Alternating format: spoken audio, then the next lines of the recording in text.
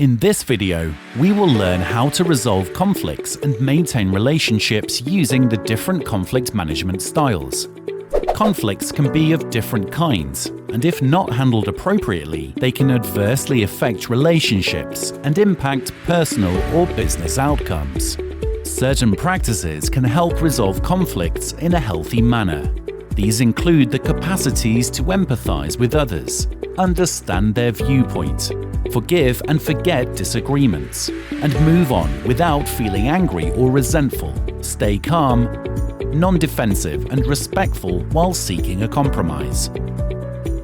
Here is a model that describes 4 different styles or strategies to resolve conflicts. The SCAN model.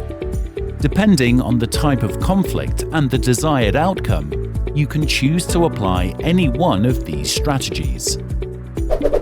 S stands for smooth over the problem. Smoothing over the problem helps when there is harmony on the surface, but underneath there is still conflict. It can work where preserving a relationship is more important than dealing with the conflict immediately.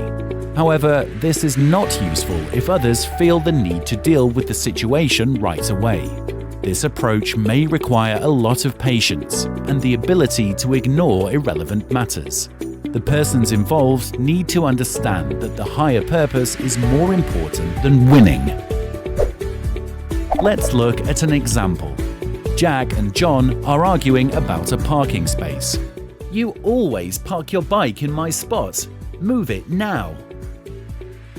"There is no space outside my house." "It's not my problem." "I understand, but what can I do?" Okay, look, you can park here today, but we need to find a solution. You can't park here every day." "Yes, I understand." Jack used the strategy of smoothing over to manage a potentially big conflict. C stands for collaborate, to resolve. Most conflicts can be resolved efficiently by working together. Collaboration is a win-win strategy where the conflicted parties understand each other and work together to resolve the conflict. This requires both the parties to work through difficulties together, communicate effectively, and find mutually agreeable ways to resolve the conflict. Sid and Omar were in an accident. They are now arguing about who should pay for the damages. "You were speeding. It is your fault."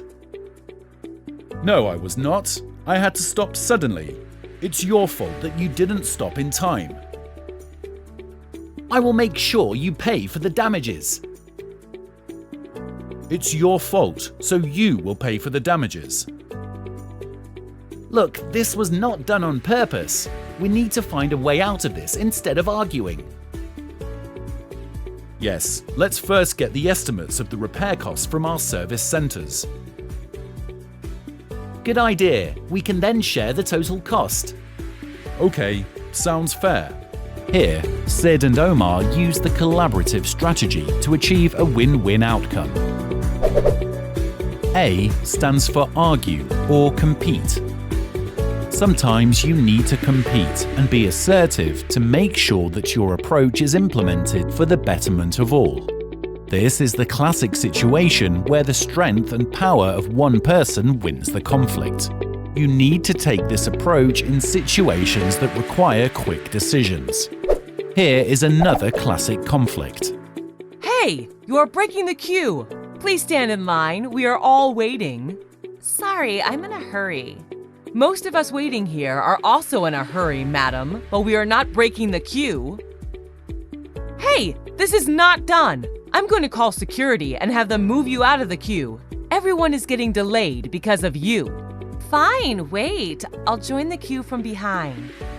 Mary here used the argue or compete approach and forces Susan to follow the rules. N stands for negotiate or compromise.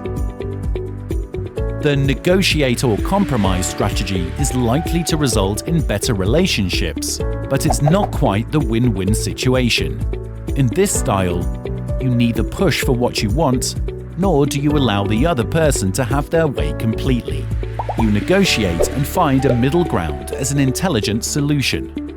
However, in situations where temporary arrangements are needed, or where both sides have equally important goals, you may just compromise or settle for less than what you expected.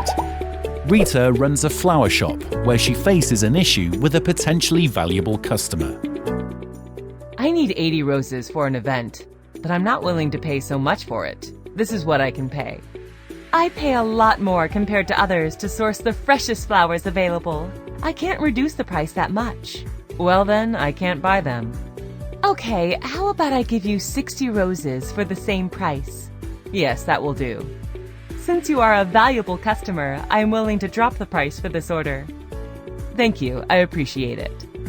In this instance, Rita uses the negotiate and compromise strategy to enhance the relationship with a valued customer. Remember, using the right strategy helps maintain relationships and allows for an efficient conflict resolution.